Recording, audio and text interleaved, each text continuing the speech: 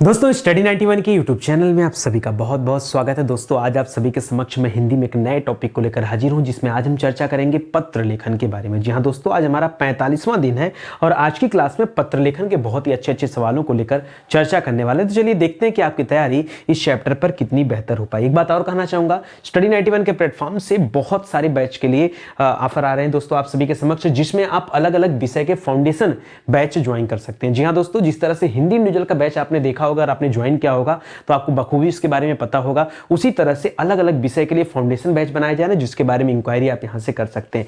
देखिए कई बार बच्चों के मन में होता है कि सर हम जीरो लेवल से लेकर के हाई लेवल तक की तैयारी कहां से करें, तो मुझे लगता है कि आपके लिए सब फाउंडेशन बैच गजब का होगा। आप एक बार मौका तो दीजिए स्टडी 91 को और फिर कमाल देखिए। ठीक है, अब तो स्टडी 91 की किताबें भी आ चुकी हैं, जिन्हें आप अपने बुक स्टोर से परचेज कर सकते हैं, हमारे वेबसाइट से, एप्लीकेशन से, अमेजन, फ्लिपकार्ट, हर जगह दोस्तों किताबें आपको मिल जाएंगी। तो आप घर बैठे किताबों को ऑर्डर कर सकते हैं, किताब सीधे सीधे आपके घर पर जाती है। चलिए शुरू करते हैं दोस्तों, और एक एक सवाल बहुत ध्यान से आप देखिएगा और जवाब दीजिएगा, याद रखिए। अच्छा एक चीज और दोस्तों, स्टडी 91 पर जो ये सीरीज चल रही हिंदी की, ये आज हमारा 45वां दिन है। और याद रखिएगा, जो लोग पीछे का वीडियो नहीं देखे एक बार जाके देख लीजिए, बहुत ही इंपॉर्टेंट श्रृंखला ये है, क्योंकि शुरुआत से जब आप देखेंगे तो हिंदी के हर एक छोटे बड़े चैप्टर पर हम लोगों ने क्वेश्चन आंसर पर चर्चा किया है, ताकि आपकी तैयारी में कहीं कोई चूक न रह जाए। ठीक है, आइए सवाल देखते हैं। पहला सवाल लिख रहा है दोस्तों कि जब कोई सरकारी पत्र, कार्यालय ज्ञापन या ज्ञापन एक साथ अनेक प्रेषितियों को, प्रेषितियों मतलब क्या होता है, एक साथ अनेक अधिकारी कह सकते हैं,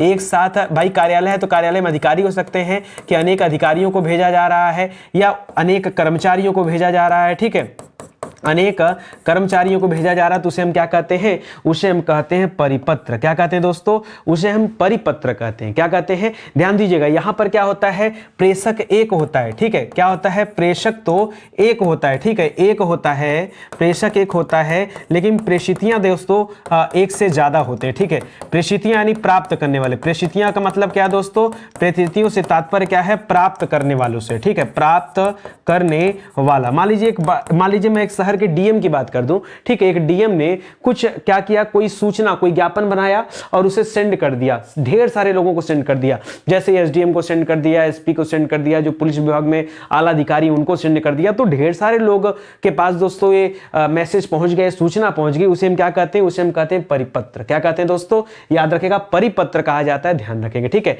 कार्यालय आदेश आप यहां पे नहीं करेंगे। ठीक है, ये आपका गलत जवाब। अधिसूचना भी नहीं होती है। अनुस्मारक दोस्तों रिमाइंडर को कहा जाता है, तो यह भी नहीं होगा। ऑप्शन नंबर 4 दोस्तों यहां पर क्या हो जाएगा, आपका सही जवाब है। लिख रहा, अपने विद्यालय की किसी मनोरंजन घटना, जी हां दोस्तों, मनोरंजन घटना का वर्णन करते हुए मित्र को जो पत्र लिखा जाता है वो किस कोटि का पत्र होता है। जो पत्र आप अपने दोस्त को लिखते हैं, आप अपने मित्र को लिखते हैं, उसे क्या कहते हैं, वो कोई शासकीय पत्र तो होता नहीं है। ठीक है, अर्धशासकीय भी नहीं होता। अर्धशासकीय पत्र तब कहलाएगा जब कोई अधिकारी किसी अन्य अधिकारी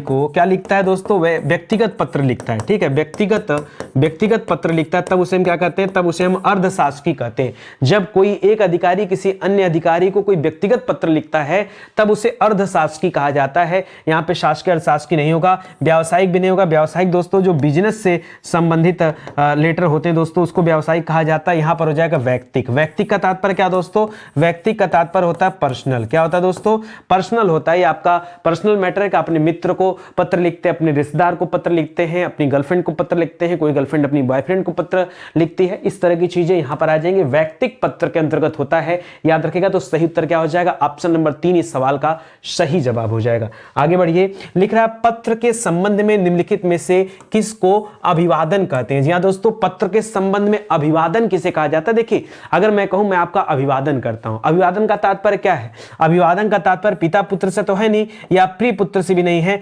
अभिवादन का तात्पर्य किससे दोस्तों, शुभ आशीष से। शुभ धन आशीष। जी हां दोस्तों, आशीष का तात्पर्य क्या होता है, आशीर्वाद से होता है। ठीक है, आपके हित के लिए दिया जाता है, शुभाशीष से होता है। तो याद रखेगा, अभिवादन का संबंध किससे दोस्तों, शुभाशीष से है। यानी आपका सही जवाब क्या हो जाएगा, ऑप्शन नंबर 2 यहां पर राइट आंसर हो जाएगा। लिख रहा, निम्नलिखित में से किसका प्रयोग अधिकतर यानी ज्यादातर भारतीय गजटों में प्रकाशित सरकारी नियम या आदेश आदि की सूचना के प्रसंग में होता है। देखिए जब कोई सरकारी गजट निकलता है, क्या निकलता है दोस्तों, जब कोई सरकारी गजट निकलता है, या गजट को दोस्तों आप यहां पे क्या कह सकते हैं, आदेश। मान लीजिए सरकार ने कोई नया आदेश पारित किया, ठीक है, कोई नया आदेश, जैसे कोरोना के टाइम आपने देखा कि सरकार ने कई सारी गाइडलाइन निकाली, ठीक है, तो एक गाइडलाइन कर सकते हैं, आदेश कर सकते हैं दोस्तों। वो क्या होता है तो याद रखेगा, वो कोई पत्र तो होता नहीं, गवर्नमेंट आपको पत्र तो लिखती नहीं है, कोई परिपत्र भी नहीं होता है, कार्यालय आदेश भी नहीं होता दोस्तों, यह अधिसूचना होता है। अधिसूचना का तात्पर्य जो जनता के लिए, ठीक है,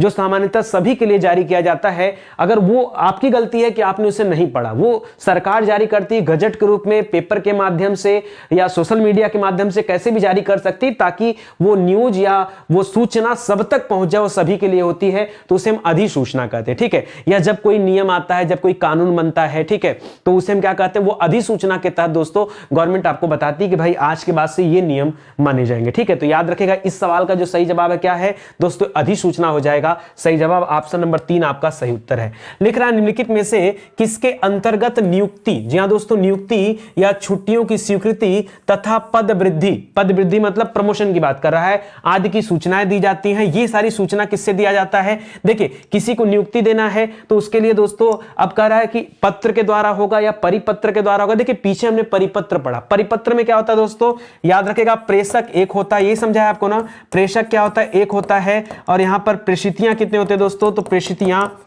क्या होते हैं दोस्तों, ये 1+ हो सकते हैं, 1+1+ कुछ भी हो सकते हैं, 2 3 4 5 6 7 8 कुछ कहीं तक हो सकते हैं, तो इसको याद रखेगा, यहां पर ही होता है। प्रेस विज्ञप्ति दोस्तों क्या हो जाएगा, प्रेस विज्ञप्ति तब होता है जब कोई विज्ञापन दिया जाता है प्रेस के माध्यम से, ठीक है, न्यूज जो समाचार पत्र होते हैं उसके माध्यम से जो दिया जाता है तब होता है प्रेस विज्ञप्ति। जैसे जब कोई वैकेंसी आती है तब आप कहते हैं भाई प्रेस विज्ञप्ति आई है, ठीक है, या सरकार किसी के संबंध में दोस्तों कुछ जैसे होता है ना कि मान लीजिए कोई बहस चल रही है, उसके ऊपर सरकार ने कोई टीका टिप्पणी के ऊपर अपना क्या दिया, अपनी बात रखी, उसे हम प्रेस विज्ञप्ति कहते हैं। यहां पर क्या हो जाएगा दोस्तों, ये कार्यालय आदेश हो जाएगा। याद रखेगा, ये छुट्टी या छुट्टियों की स्वीकृति, भाई ये पर्टिकुलर उस ऑफिस से संबंधित है, इसलिए यहां पर जवाब क्या होना चाहिए दोस्तों, कार्यालय आदेश होना चाहिए। इससे जुड़े हुए समस्त कर्मचारी जो उससे संबंधित होंगे या उनसे रिलेटेड होता है, तो ये आपका सही जवाब बनेगा। लिख रहा है निम्नलिखित में से किसका प्रयोग सरकारी स्तर पर, ध्यान दीजिएगा, सरकारी स्तर पर अधिकतर भारतीय गजटों में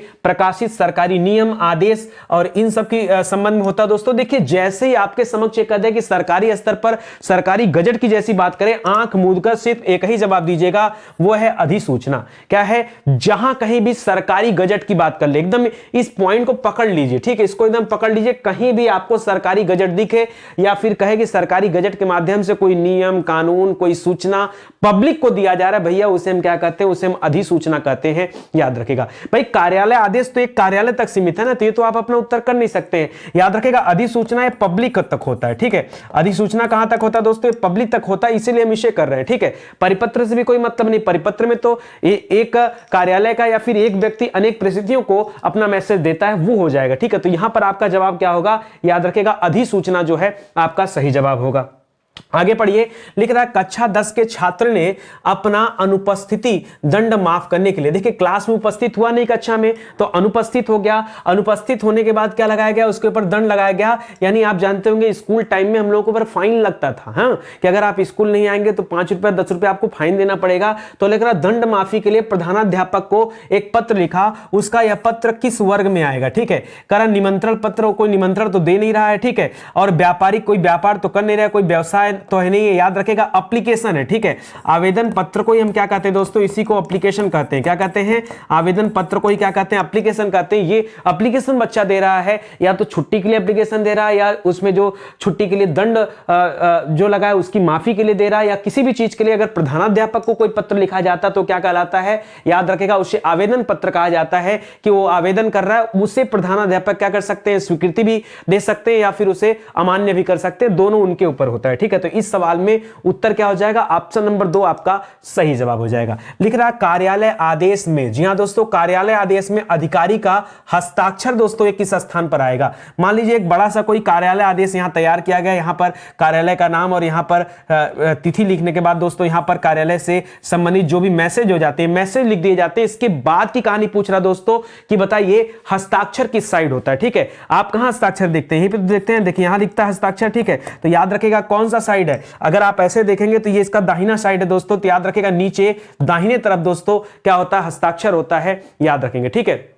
नीचे किस तरफ दोस्तों, दाहिने तरफ क्या होता है, हस्ताक्षर होता है। याद रखिएगा। तो सवाल का जवाब क्या हो जाएगा, ऑप्शन नंबर 1 दोस्तों सही उत्तर हो जाएगा। चलिए आगे बढ़िए। लिख रहा है शासकीय पत्र में पत्र संख्या के नीचे, कोई जब शासकीय पत्र होता है, याद रखिएगा, जो शासकीय पत्र होते हैं उसमें पत्र संख्या के ठीक नीचे बाईं ओर दोस्तों क्या लिखा जाता है, आपको बताना है कि उसके बाईं ओर क्या लिखा जाता है। तो याद रखिएगा, उसके कोई भी, मान लीजिए ऐसे बना दे रहा हूं एक, ठीक है, यहां पर देखिए। अब मान लीजिए कोई शासकीय पत्र है, ठीक है, सबसे पहले यहां पत्र संख्या होता है, ठीक है, इस साइड हमेशा पत्र संख्या मेंशन होता है, और पत्र संख्या के बाईं तरफ यानी इस तरफ दोस्तों नीचे की ओर दोस्तों यहां पर क्या लिखा होता है, तो यहां पर याद रखिएगा उसको भेजने वाला जो प्रेषक है, ठीक है, उस प्रेषक का नाम लिखा होता है, या कह सकते हैं कि पदाधिकारी या उससे संबंधित अधिकारी का नाम लिखा होता है। तो यहां पर क्या लिख रहा है, देखिए दिनांक से कोई मतलब नहीं है, सेवा में नहीं, क्या एप्लीकेशन लिख रहे हो कि सेवा में प्रधानाचार्य महोदय हमारी तबीयत बहुत खराब थी, तो ये कोई एप्लीकेशन तो नहीं, सेवा में शब्द नहीं होता है, प्राप्तकर्ता का नाम नहीं होता दोस्तों। याद रखेगा ये प्रेषक और पदाधिकारी का नाम और उनका पदनाम होता है कि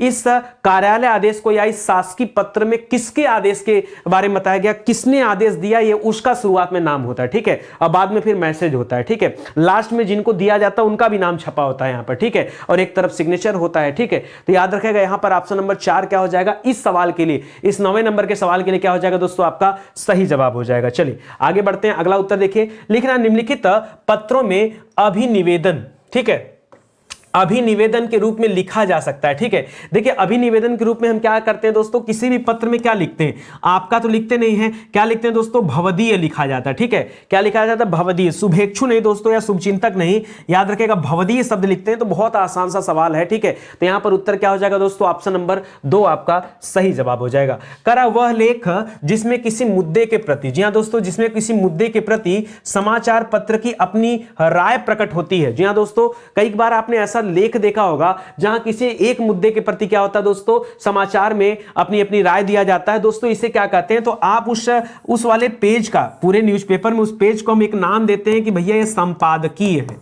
अगर आपने पढ़ा होगा संपादकीय, या इंग्लिश में दोस्तों उसे हम क्या कहते हैं दोस्तों, एडिटोरियल बोलते हैं ना, ठीक है, तो उसे भी याद रखेगा, संपादकीय यहां पर करेंगे, ठीक है, संपादकीय। जी हां दोस्तों, याद रखेगा आलेख नहीं होता दोस्तों, विशेष रिपोर्ट नहीं, उल्टा पिरामिड नहीं, संपादकीय वाला पेज मानते हैं उसे। आप विभिन्न प्रकार के पेज देखिए, उस पर एक संपादकीय का पेज होता है, क्योंकि अलग अलग जो सोशल इशू होते हैं, उन सोशल इशू पर क्या होते हैं, लोग अपने अपने विचार प्रस्तुत करते हैं। ये कोई नियम कानून नहीं होता, लोग अपने विचार देते हैं। देखिए यहां पर लिखा भी है, किसी मुद्दे के प्रति समाचार पत्र में अपनी राय प्रकट करना। जी हां दोस्तों, हो सकता है किसी मुद्दे पर आपकी राय अलग हो, लोगों की राय अलग हो, तो लोग अपनी राय दोस्तों यहां प्रकट करते हैं, और उसी को हम क्या कहते हैं, संपादकीय कहते हैं। तो याद रखिएगा ये आपका सही जवाब हो जाएगा। लिख रहा है निम्नलिखित में से कौन सा पत्र की विशेषता नहीं है, कौन सी पत्र की विशेषता नहीं दोस्तों, कौन सा, तो लिख रहा है संक्षिप्तता। देखिए पत्र हमेशा क्या होता है, संक्षिप्त होना चाहिए, यानी कम शब्दों में लिखा होना चाहिए, ठीक है, कम शब्दों में, कोई निबंध थोड़े आप लिख रहे हैं, ठीक है, कि आप बहुत बड़ा लंबा चौड़ा पत्र लिख रहे हैं। तो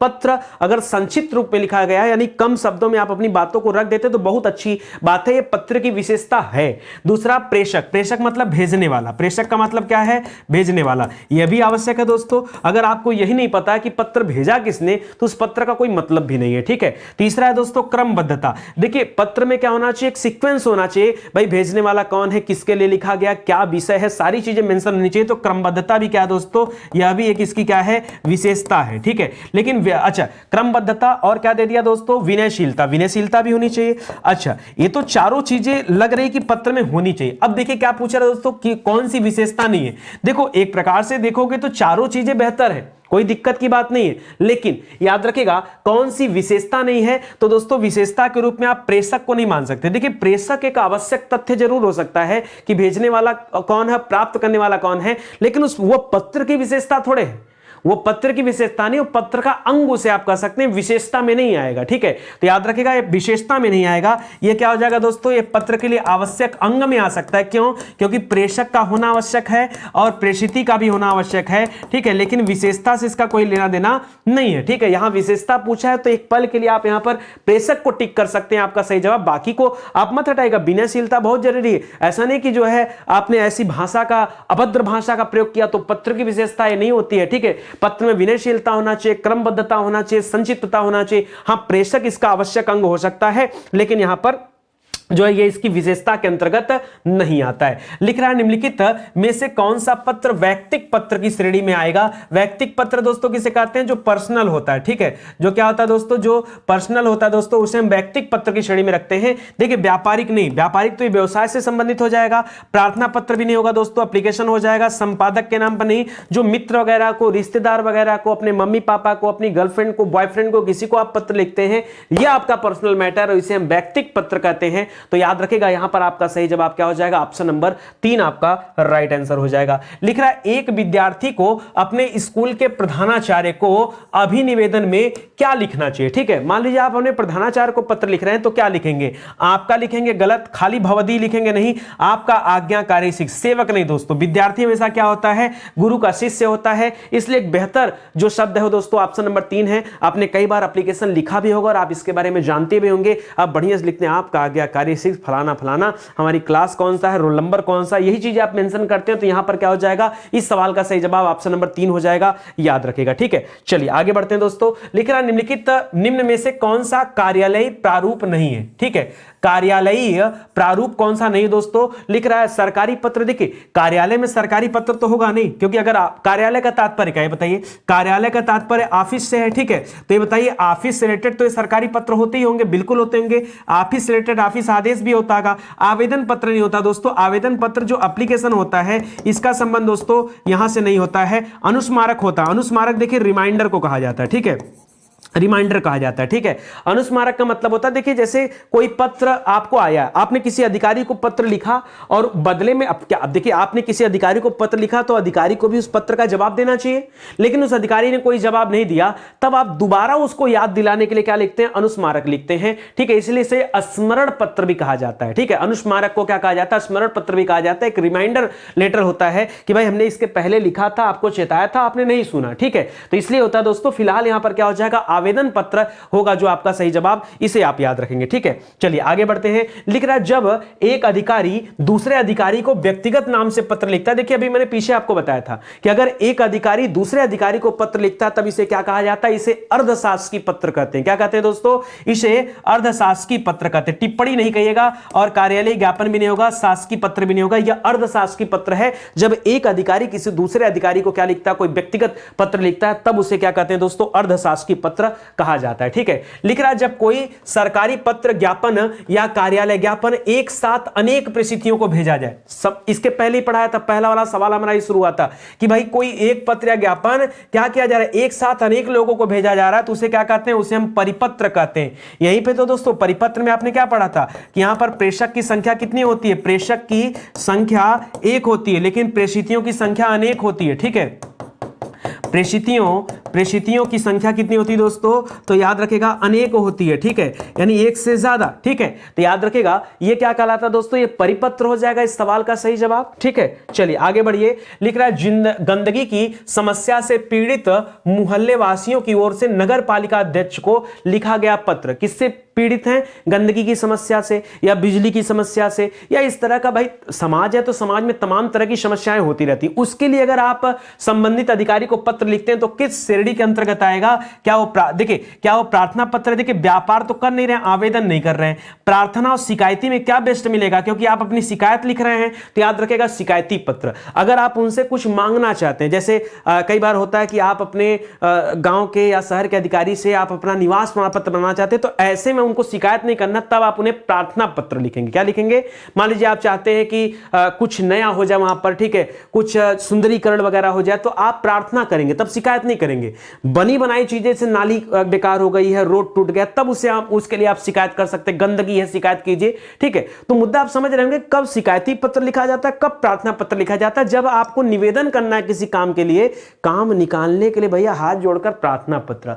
और शिकायत पत्र कब, जब काम हो गया है और वो फिर गलत हो रहा है, तो फिर आप सीना टाइट होकर खड़े हो जाएगा कि भैया शिकायत कर रहा हूं मैं। ठीक है, एकदम डंके की चोट पे आपको कराना है। ठीक है, तो याद रखिएगा तब हो जाएगा क्या, शिकायती पत्र। समझ में आ रहा है कि मैं ऐसे अपने मतलब हिसाब से पढ़ाते जा रहा हूं। देखिए हिंदी विषय है, बहुत मजा आएगा आपको पढ़कर। आज 45 दिन ऐसे ही नहीं हो गया, अगर आप रेगुलर इस क्लास को देख रहे होंगे तो आपको बहुत मजा आ रहा होगा। ठीक है, और मैं चाहूंगा कि अगर आज आपका पहला दिन है, ठीक है, बहुत सारे बच्चे होते हैं बहुत लेट ज्वाइन करते हैं, ठीक है, सीरीज को, इसलिए मैंने शुरुआत में लिख भी दिया कि भैया इस सीरीज किस नंबर की सीरीज है? तो 45वें नंबर की सीरीज है। आप पूरी सीरीज भाई देखिए, ठीक है, कहीं से ब्रेक मत करिए, सीरीज को 1 2 3 4 लाइन से देखेंगे तो मजा आएगा, ठीक है।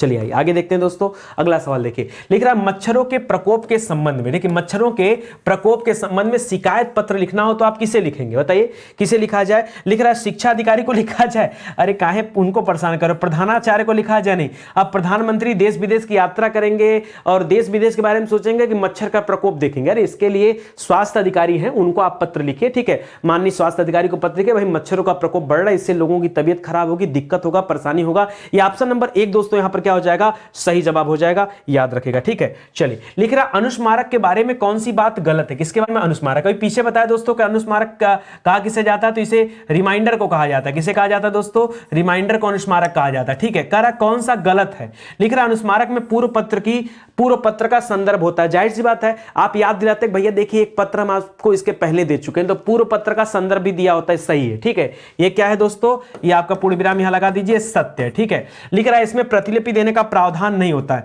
हाँ, इसमें कोई प्रतिलिपि का मतलब क्या दोस्तों? फोटोकॉपी, और उसका कोई प्रावधान नहीं है, ठीक है, यह भी आपका सत्य है। लिख रहा है इसकी भाषा अपेक्षाकृत कठोर होती है। देखो एक पत्र लिखा, कोई सुन नहीं रहा, जब दोबारा लिखोगे तो बहुत सहज लैंग्वेज में तो लिखोगे नहीं, ठीक है, तो याद रखेगा ये भी सत्य है, ठीक है। तो थोड़ा सा कटु वचन इसमें हो सकता है। अनुस्मारक गजट में प्रकाशित होता है। गजट में वही चीज प्रकाशित होता है जो जनता के लिए हो, जो क्या हो दोस्तों? जो जनता के लिए होता है, ठीक है। अभी पीछे मैंने आपको बताया कि जनता के लिए गजट में प्रकाशित किया जाता है। अनुस्मारक रिमाइंडर होता है, ये जनता के लिए नहीं जो है प्रकाशित किया जाता है, बल्कि दोबारा याद दिलाने के लिए किया जाता है, दिया जाता है। ये गजट से इसका कोई लेना देना नहीं, इसलिए आप कह सकते हैं कि यही वाला ऑप्शन क्या है दोस्तों? गलत है, बाकी का ऑप्शन क्या है? सही है, ठीक है। ध्यान दीजिएगा, स्टडी 91 के प्लेटफॉर्म से दोस्तों हिंदी इंडिविजुअल का बैच आया, जबरदस्त बैच, जबरदस्त बैच। आप विश्वास कीजिए, अगर ये क्लास आपको पढ़ के मजा आ रहा है तो आप समझो कि आप सिर्फ और सिर्फ ट्रेलर देख रहे हो। पिक्चर देखना है तो यहां पर आ जाओ, 130 से ज्यादा वीडियो, 3000 सवालों पर चर्चा और बहुत कुछ यहां मिलेगा। अब तो किताबें भी आ चुकी, हिंदी विषय भी किताब आ चुकी है। घर बैठे ऑनलाइन ऑर्डर करो, 3 से 4 दिनों में भारत के किसी भी कोने में दोस्तों किताब पहुंच जाएगी, कोई दिक्कत की बात नहीं, बस ज्वाइन कर लो, ठीक है। देखो प्रमोशन किस लिए करता हूं? आपके हित के लिए करता हूं, क्योंकि एक ही क्लास में सब कुछ नहीं दिया जा सकता। जब आप बैच ज्वाइन करते हो तो हर छोटी बड़ी चीजों पर हम चर्चा करते हैं और आपको याद दिलाते हैं कि देखिए परीक्षा में याद रखिएगा, ये इंपॉर्टेंट है, ऐसे ऐसे परीक्षा में पूछा जाता है, तमाम तरह की चर्चाएं होती हैं। आप ज्वाइन करिए। इंफॉर्मेशन चाहिए तो ये हमारा हेल्पलाइन नंबर है, कॉल करके संपर्क कर सकते हैं और जानकारी प्राप्त कर सकते हैं, ठीक है। चलिए आगे बढ़ते हैं दोस्तों। लिख रहा है सरकारी पत्रों में संबोधन के लिए किन शब्दों का प्रयोग किया जाता है? तो सरकारी पत्र जब आप लिखते हैं तो शुभचिंतक नहीं लिखा जाता है, आपका विश्वास पात्र नहीं, प्रिय श्री, महोदय या महोदया, ठीक है। अगर पुरुष है तो महोदय से संबोधन करेंगे और महिला है तो महोदया से हम संबोधन करते हैं शासकीय पत्रों में, ठीक है। लिख रहा है कर्मचारियों के उपार्जित अवकाश, ठीक है, उपार्जित अवकाश की स्वीकृति, ठीक है। देखिए उपार्जित अवकाश का मतलब क्या होता है? ऐसी छुट्टी जिसके बदले में आय मिलेगी, पैसा नहीं कटेगा। तो उपार्जित अवकाश की स्वीकृति हेतु निकाला जाने वाला पत्र क्या कहलाता है दोस्तों? अनुस्मारक तो होगा नहीं, ठीक है। अच्छा देखो अब यहां से कट करना, अनुस्मारक क्यों नहीं होगा? क्योंकि दोस्तों अनुस्मारक किसे कहते हैं? ये रिमाइंडर को कहते हैं, ये याद दिलाने के लिए होता है, ठीक है। ये याद दिलाने के लिए होता है कि हमने पिछला पत्र आपको लिखा था और उसका जवाब आपने नहीं दिया, उसको जरा याद कर लीजिए, उसके लिए होता है, ठीक है। यहां पर दोस्तों परिपत्र भी नहीं होगा, क्योंकि परिपत्र क्या होता है दोस्तों? यहां पर प्रेषक एक होता है और कोई मैसेज दोस्तों ढेर सारे लोगों को जब भेजना हो, ढेर सारे लोगों को जब कोई मैसेज देना हो दोस्तों,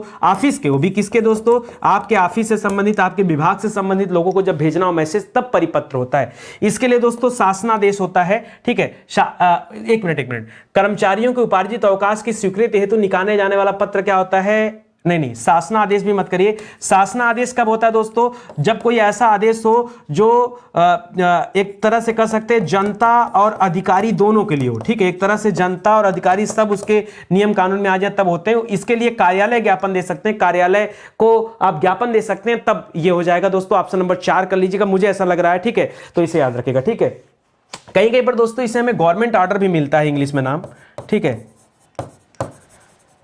गवर्नमेंट ऑर्डर, ठीक है। गवर्नमेंट ऑर्डर के तहत दोस्तों ये उपार्जित अवकाश निकाला जाता है। देखिए अवकाश में भी कई तरह की चीजें होती, जैसे आप देखते होंगे कि हर साल, जैसे नया साल आया ना 2023, 24, 25, जब भी नया साल आएगा तो सरकार एक अवकाश की लिस्ट निकालती कि पूरे साल में इतनी छुट्टी रहेगी, ये सरकारी छुट्टी रहेगी, इतनी छुट्टी रहेगी, तो जब वो वाला पूछे छुट्टी ना, तब उसे शासनादेश कहेगा। ठीक है, जब उस तरह की छुट्टी निकाले जो पूरे वर्ष के लिए होती है, कि पूरे वर्ष के लिए जो छुट्टी होती है कि इतनी छुट्टी लोगों को दिया जाएगा जो सरकारी नौकरी करेंगे, तब वहां शासनादेश हो जाएगा। और एक कार्यालय के लिए अगर बात करेंगे तो फिर कार्यालय ज्ञापन भी कर सकते हैं। ठीक है, चलिए यहां देख लीजिएगा, थोड़ा सा टेक्निकल सवाल है, थोड़ा सा देखिएगा, यहां पर ध्यान दीजिएगा। अगला लिख रहा दोस्तों, सरकारी पत्रों में स्वनिर्देश, स्वनिर्देश का मतलब अपने निर्देश के लिए किस शब्द का प्रयोग किया जाता है? स्वनिर्देश के लिए दोस्तों किसका लिए? अब देखिए देखिए कौन सा पत्र आप लिख रहे हैं? आप लिख रहे हैं दोस्तों सरकारी पत्र। ठीक है, सरकारी पत्र। और एक चीज यहां पर बहुत इंपॉर्टेंट जो है, याद रखेगा, स्वनिर्देश। स्वनिर्देश का तात्पर्य है आप अपने लिए दोस्तों किस तरह का निर्देश लिखते हैं यहां पर, तो याद रखेगा आप अपने लिए हमेशा नीचे लिखते हैं भवदीय शब्द। ठीक है, क्या जैसे आप एप्लीकेशन लिखते थे क्लास में जब पढ़ते थे, तब प्रिंसिपल को लिखते थे तो आपका आज्ञाकारी, और दूसरे को संबोधन करने के लिए सरकारी पत्र में क्या लिखते हैं? महोदय या महोदया। अपने लिए स्वयं के लिए क्या लिखते हैं? भवदीय, कि फला व्यक्ति, हम भवदीय लिखकर खुद का नाम लिखते हैं, तो भवदीय यहां पे लिखा जाता है। ऑप्शन नंबर 4 दोस्तों क्या हो जाएगा? सही हो जाएगा। ठीक है, लिख रहा है किस प्रारूप में संबोधन और स्वनिर्देश नहीं होता? ठीक है, किस प्रारूप में? तो याद रखेगा जब किसी को आप ज्ञापन देते हैं ना, तब वहां पर भवदीय नहीं लिखा जाता है। ज्ञापन में स्वनिर्देश नहीं होता है, ना संबोधन होता है, ना महोदय, ना महोदया, ना आपका नाम, ना उनका नाम, कुछ नहीं। ज्ञापन का मतलब क्या होता है? मान लीजिए कोई आपको लग रहा है कि आपके गांव में, आपके शहर में कुछ गड़बड़ी है जिससे बड़े पैमाने पर लोगों का अहित हो सकता है, समाज का अहित हो सकता है, तो ऐसे में आप चले गए डीएम के पास ज्ञापन देने के लिए। ठीक है, कि सर हमारे यहाँ पर एक जो है रोड पर ब्रेकर की जरूरत है, वहां पर एक्सीडेंट बहुत ज्यादा होता है, तो आप ज्ञापन देने पहुंच गए। ठीक है, तो जब आप ज्ञापन देते तो वहां पर कोई महोदय महोदया से कोई लेना देना नहीं है, स्वनिर्देश के लिए भवदीय वगैरह से कोई मतलब नहीं, संबोधन से कोई लेना देना नहीं। समझ में आ रहा है ना मेरी बात को? ठीक है, तो याद रखेगा वो ज्ञापन के केस में होता है। तो यहां पर ऑप्शन नंबर क्या हो जाएगा? 1 आपका सही जवाब हो जाएगा। लिख रहा व्यक्तिगत शैली में, जी हां दोस्तों, जो पर्सनल लेटर होता है उसमें लिखे जाने वाले शासकीय पत्र को क्या कहते हैं? तो ये तो बता दिया दोस्तों, व्यक्तिगत शैली में जो शासकीय पत्र लिखे जाते हैं उसे क्या कहते हैं? उसे अर्धशासकीय पत्र कहते हैं। और ये क्या होता है दोस्तों? एक अधिकारी दूसरे अधिकारी को लिखता है, एक अधिकारी दूसरे अधिकारी को लिखता है, दूसरे अधिकारी को, एक अधिकारी दूसरे अधिकारी को कौन सा पत्र लिखता है? अगर वो व्यक्तिगत है तभी क्या कहलाएगा दोस्तों? अर्धशासकीय पत्र कहलाता है। तो ऐसे में क्या हो जाएगा? आपका ऑप्शन नंबर 3 जो है सही जवाब हो जाएगा। आगे देखिए, स्मरण पत्र का एक अन्य नाम क्या? स्मरण पत्र को और क्या कहते हैं? पीछे बता चुका हूं कि इसको अनुस्मारक कहते हैं। क्या कहते हैं? अनुस्मारक कहते हैं, क्योंकि ये क्या दोस्तों? रिमाइंडर है। रिमाइंडर, याद दिलाने के लिए। आपने एक बार पत्र लिखा था, वो उसका जवाब नहीं आया है, तो उसके बदले में दोस्तों जब आप दोबारा पत्र लिखते हैं, उस परिपत्र को इंगित करते हुए उसे हम स्मरण पत्र या फिर अनुस्मारक के नाम से जानते हैं। यानी ऑप्शन नंबर 3 हो जाएगा। लिख रहा दोस्तों, जब किसी पत्र का उत्तर उचित समय अवधि में पुनः नहीं मिलता है, तो संबंधित अधिकारी को याद दिलाने के लिए किस प्रारूप का प्रयोग किया जाता है? ये तो और डिटेल में वही बात कर दिया जो मैं आपको कब से समझाने का प्रयास कर रहा हूं। याद रखेगा, इसी को अनुस्मारक कहते हैं। भाई यही तो आपका स्मरण पत्र है। अनुस्मारक ही क्या कहलाता है?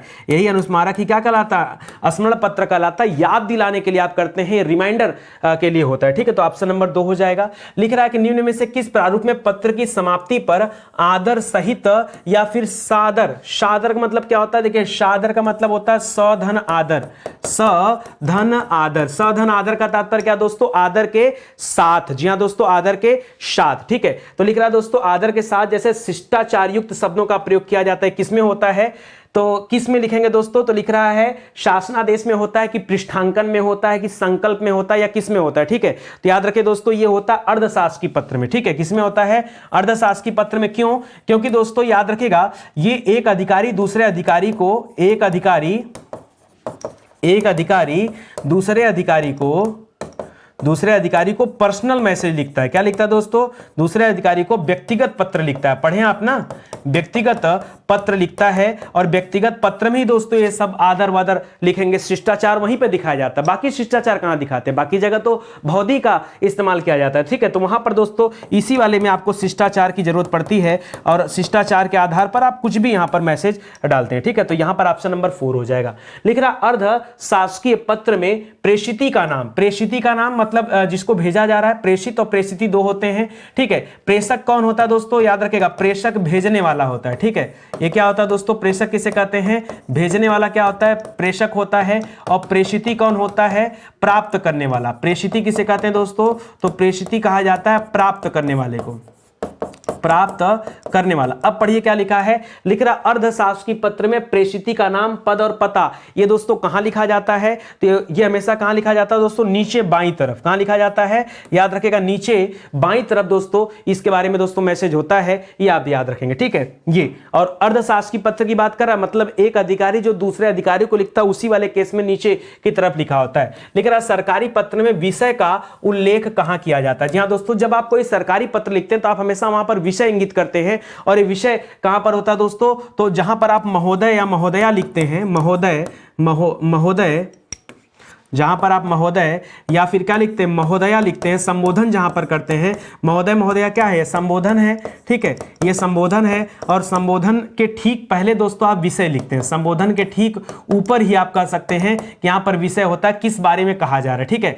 तो संबोधन से पूर्व कह सकते हैं, स्वनिर्देशन नहीं। स्वनिर्देशन किसे कहते हैं दोस्तों, तो जो भवदीय वगैरह लगाते हैं, भवदीय लगाते हैं, वो स्वनिर्देशन होता है। और ये तो नीचे होता है, नीचे बाईं तरफ होता है, बाईं तरफ, ठीक है, नीचे बाईं तरफ होता है निर्देशन, ठीक है, ये होता है। संबोधन के उपरांत तो दोस्तों पूरा का पूरा मैटर लिखा होता है, पूरा का पूरा मैटर लिखा होता है। ये होगा नहीं पत्रांक और दिनांक, ये भी नहीं होगा दोस्तों, याद रखेगा, ऑप्शन नंबर 1 हो जाएगा। संबोधन के ठीक पहले याद रखेगा ये विषय का उल्लेख करते हैं कि किस संदर्भ में ये पूरा का पूरा पत्र लिखा जा रहा है या किसके बारे में यहां बताया गया, ठीक है। तो इसको याद रखेगा। और इसी तरह से आज की क्लास क्या हो गई, समाप्त हो गई, ठीक है। मजा आया पढ़ करके, अरे भाई मजा तो खूब आएगा। देखिए आपको आता कि नहीं आता, लेकिन मैं बताऊं मुझे बहुत आता है, ठीक है। बहुत सारे विषय स्टडी 91 पर ऐसे हैं जो पूरी तरह से पढ़ा दिए गए, उन्हीं के हैंड रिटन नोट्स हैं जिन्हें आप हमारे वेबसाइट एप्लीकेशन से ले सकते हैं। अब स्टडी 91 की किताबें आ चुकी हैं दोस्तों, सैंपल के तौर पे किताब आपको दिखा रहा हूं, ये किताब आप हमारे वेबसाइट एप्लीकेशन से ऑर्डर कर सकते हैं। बहुत सारे बच्चे परेशान रहते हैं ऑर्डर करेंगे आएगी कि नहीं, अरे आएगी भाई, आपको बाकायदा ट्रैकिंग आईडी दिया जाता है, भेज करके ट्रैकिंग आईडी दिया जाता है कि लो ट्रैक कर लो अपनी किताब, आपके घर जाएगी किताब। और दिक्कत महसूस होती है तो आप फ्लिपकार्ट चले जाओ, अमेजन पे आ जाओ, वहां से भी आप किताबों को ऑर्डर कर सकते हैं। तो करिए ऑर्डर बैठकर, कोई दिक्कत की बात नहीं है, ठीक है। चलिए यहीं पर एक क्लास समाप्त होती है, और आपको अच्छा लगा होगा तो प्लीज दोस्तों आप एक बार चैनल को सब्सक्राइब जरूर से करिएगा, आपसे निवेदन है, ठीक है। मिलते हैं अगले लेक्चर में, तब तक के लिए धन्यवाद। जय हिंद, जय Bharat, thank you so much.